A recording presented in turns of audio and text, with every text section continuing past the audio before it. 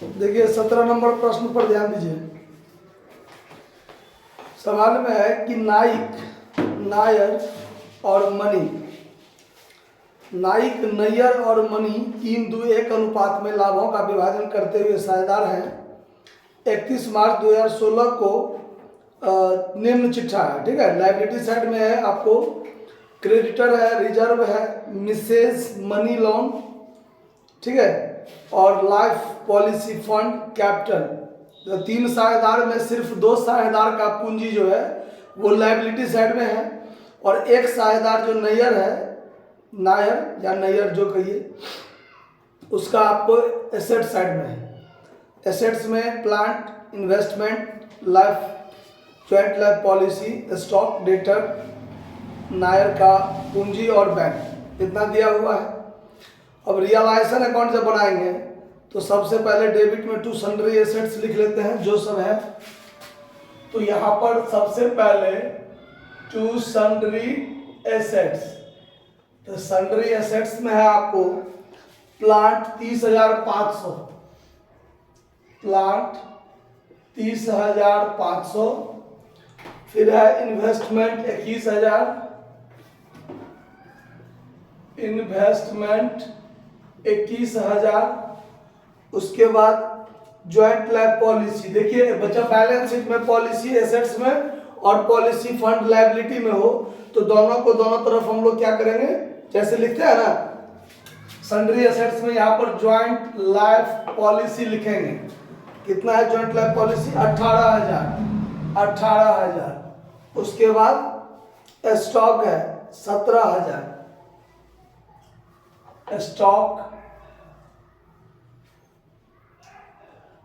Stock 17,000 है ना, stock 17,000। उसके बाद है आपको डेटर,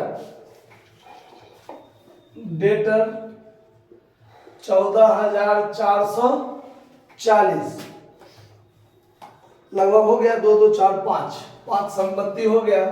नायर का पूंजी आपको छोड़ना ही है और बैंक छोड़ना ही है। एसेट्स में चलिए बाय सन्ड्री लायबिलिटीज, इसमें आपको सबसे पहले क्रेडिटर्स दिया हुआ है। क्रेडिटर्स है आपको 18,000 का। उसके बाद अगर वाइफ्स लोन है, मिसेज मनी लोन, तो वो भी लिखाएगा, ठीक है। रिजर्व तो छोड़ ही देंगे। मिसेज मनी लोन है आपको 12,000।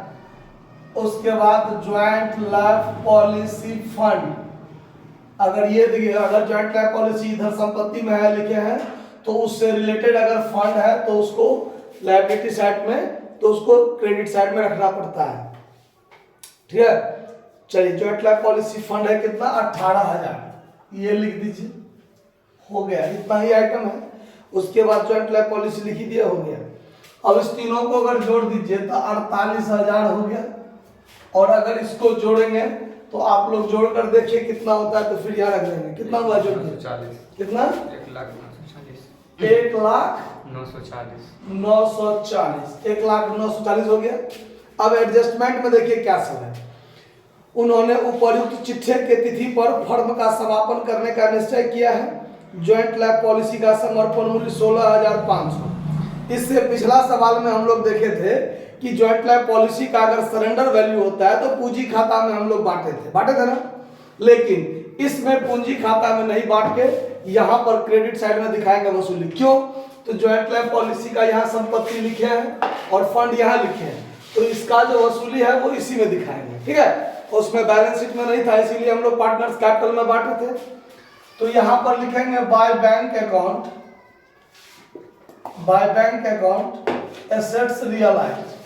एसेट्स रियलाइज में ज्वाइंट लाइफ पॉलिसी से 16,500 पर सरेंडर किया गया है।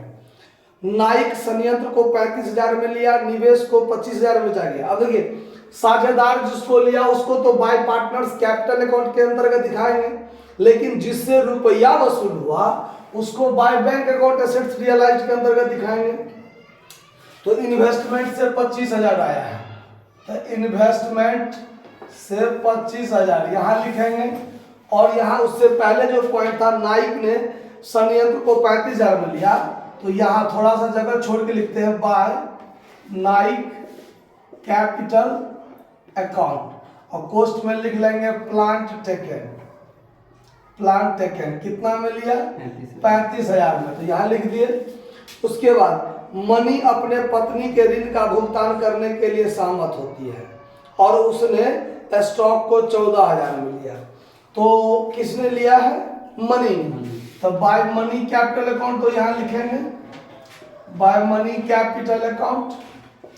अगर साझेदार संपत्ति लेता है तो क्रेडिट में by stock taken. By stock taken कितना में लिया है? स्टॉक 14,000 में। 14,000 में, और अपने पत्नी का जो ऋण था 12,000, वो भी भुगतान करने का भार लिया। तो टू मनीज कैपिटल अकाउंट, और कॉस्ट में लिख देंगे वाइफ्स लोन पेड। कितना है? Wife's loan 12,000। कितना में लिया वो नहीं, तो पूरा का पूरा 12,000 में लिया, ठीक है। और देनदारों से सिर्फ 12,000 वसूल हुआ, तो वसूल हुआ ना, तो वो रुपया में हुआ, तो यहाँ लिख देते हैं डेटर से कितना वसूल हुआ? 12,000 हो गया। एक संपत्ति, दो संपत्ति और तीन, 5 संपत्ति, और 5 संपत्ति इधर भी था, पूरा का पूरा वसूली वाला काम हो गया। उसके बाद वसूली का भी 540 है, और लेनदारों को पूर्ण भुगतान में 16,500 चुकाए गए हैं। तो लेनदार को 16,500 चुकाया गया है, तो यहाँ पर लिखेंगे to bank account. To bank account liability paid में क्रेडिटर्स का नाम लिख के कितना चुकाया गया है? 16,500।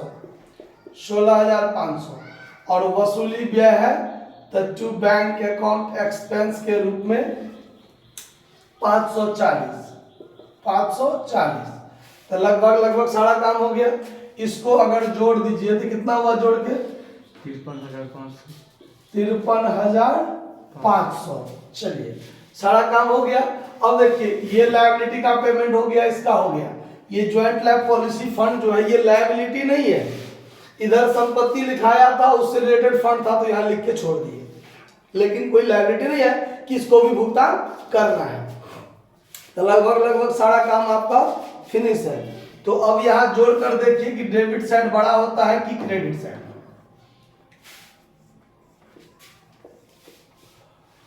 तो मेरे हिसाब से क्रेडिट साइड ही बड़ा लग रहा है देखने में, ठीक है। तो जोड़कर देखिए, क्रेडिट साइड बड़ा है तो कितना ज्यादा है? क्रेडिट साइड का जोड़ के कितना आया है? 1,50,500। 1,50,500। अब डेबिट साइड वाला घटाइए, तो 1,50,500 घटेगा, जो बचेगा all partners capital account profit हो जाएगा। प्रॉफिट हो जाएगा यहाँ पे, और साझेदार है कौन सब है? नाइक, नायर और मनी, ये तीनों में बांट देंगे। बांटने का अनुपात है 3:1। कितना रुपया आया प्रॉफिट? प्रॉफिट टोटल कितना आया? 20,520। 20,520। तो यहाँ 20,520। अब बांटिए तीनों में, 20,520 भागा कर दीजिए 6, तो देखिए 3,420। तो 3,420 एक हिस्सा इसका आया, ठीक है, और 2 है तो 6,840 ये हो जाएगा, और फिर इसमें 3 से गुना कर दीजिए, 3 से, तो 10,260 इसका हो जाएगा। समझ में आया बात? तो तीनों साझेदार में अपना लाभ में बांट दिए, ठीक है। अब देखिए पार्टनर्स कैपिटल अकाउंट। तो जब पार्टनर्स कैपिटल अकाउंट बनाएंगे तो ये पार्टिकुलर नाइक, नायर और money, particular Naik, Nair, money. तो यहां पर बाय बैलेंस बीडी जो हम लोग लिखेंगे सबसे पहले, तो बाय बैलेंस बीडी में 2 साझेदार का पूंजी आपको लायबिलिटी साइड में है, नाइक और मनी का 45,000 30,000, 45,000 और 30,000 ये दोनों का है, इसका नहीं है, ठीक है। और नायर का एसेट्स में है, तो डेबिट बैलेंस हुआ, तो टू बैलेंस बीडी, इसका छोड़ के नायर का जो होगा वो इसमें लिख देंगे 20,000 रुपया, यहाँ पर 20,000 रुपया। क्लियर है बात। उसके बाद बैलेंस शीट में आपको रिजर्व था 6,000, उस रिजर्व को आप यहीं बांटिएगा बाय रिजर्व, 3,000, 2,000, 1,000। उसके बाद बैलेंस शीट में बांटने वाला कोई आइटम है नहीं।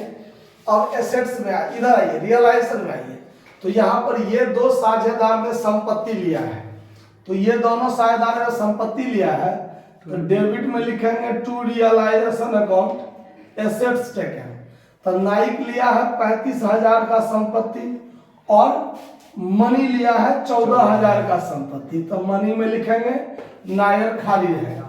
उसके बाद इधर देखिए मनी कैपिटल अकाउंट, और यहाँ पर तीनों साझेदार का प्रॉफिट है वो है, तो मनी का कैपिटल अकाउंट है, तो क्रेडिट साइड में by realisation account, by realisation account cost में लायबिलिटी पेड, मनी जो है वो अपने पत्नी का ऋण 12,000 भुगतान करने के लिए सहमत हुआ है, और ये जो तीनों प्रॉफिट है ये प्रॉफिट चला जाएगा यहाँ पर, तो यहाँ लिखेंगे बाय रियलाइजेशन अकाउंट प्रॉफिट 10,260, 6,840 और 3,420। क्लियर। इससे ज्यादा बात इसमें जाने वाला नहीं है।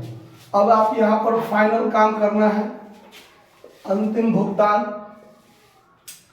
तो इसको अगर जोड़ कर देखिए तब 45, 3, 48, 48 और 10 58,260, तो यहाँ भी 58,260, इधर घटा दीजिए, जो बचेगा to bank account final payment, तो इसमें से 35,000 जाएगा तो 23,260 यही बचेगा ना। और यहाँ देखिए ये 20,000 ज्यादा है, ये कम है, तो ये डेबिट साइड ज्यादा होगा, तो इसमें पेमेंट नहीं होगा, यहाँ पर 20,000 लिखना है, और इसमें से 8,840 घटेगा, तो 11,160 होगा। देखिए तो घटा के घटा कर देखिए बाय बैंक अकाउंट ये ब्रॉड करके लाएगा, यानी लाएगा, और यहाँ देखिए 12, 3, 15, 15, 3, 18, तो ये साइड ज्यादा है, तो 12, 30 और 12, 42, 43, 43 और 3, 46,420 होता है ना। देखिए तो जोड़ के 46,420, और 46,420 में से 14 घटेगा तो 32,420 यही बचेगा ना। कहीं कोई दिक्कत नहीं ना समझने में। अब बनाएंगे बैंक अकाउंट, तो बैंक अकाउंट बैलेंस शीट में हम लोग 8,060 रुपया छोड़े थे, तो 8,060 रुपया आप यहाँ पर सबसे पहले टू बैलेंस बीडी लिख लीजिए। उसके बाद ये खाता और ये खाता जहां जहां भी बैंक अकाउंट का जिक्र किया गया है वो इसमें पोस्टिंग होगा। तो रियलाइजेशन अकाउंट के क्रेडिट में देखिए 53,500 क्रेडिट में, तो डेबिट में आ जाएगा 53,500 यहाँ हो जाएगा to realisation account assets realised के रूप में। डेबिट में देखिए दो जगह है टू बैंक, यहाँ और यहाँ, तो ये दोनों बात यहाँ आ जाएगा by realisation account. Liability paid में 16,500 और एक बार फिर होगा बाय रियलाइजेशन अकाउंट एक्सपेंस के रूप में 540। क्लियर। उसके बाद इस साइड का बात खत्म। अब इसमें ये दोनों साझेदार को फाइनल पेमेंट हुआ है और ये भाई साहब ला कर दे रहे हैं, तो नायर लाएगा तो डेबिट में होगा टू नायर्स कैपिटल अकाउंट 11,160 और ये दोनों आदमी का पेमेंट हो रहा है, तो बाय नाइक्स कैपिटल अकाउंट फाइनल पेमेंट, और एक बार होगा बाय मनी कैपिटल अकाउंट, ये भी फाइनल पेमेंट। तो इसका पेमेंट हुआ 23,260 और इसका हुआ 32,420। अब दोनों साइड को जोड़िए, दोनों साइड बराबर हो गया तो सवाल में विजय प्राप्त हो गया। कितना हुआ जोड़ के टोटल देखिए तो ये हुआ 8,060, 8,060 इधर हुआ और 53,500, 53,500 ये हो गया और 11,160 ये हो गया, 72,720, 72,720। इधर भी अगर 72,720 हो जाता है तो ठीक है, जोड़ कर देखिए हो जाता है। हाँ, तो 72,720 उधर लिख ही दिए हैं, सवाल बनकर आपको तैयार हो गया है। तो कहीं कोई दिक्कत नहीं ना समझने में? 100 नहीं है दिक्कत तो नोट कर लीजिए।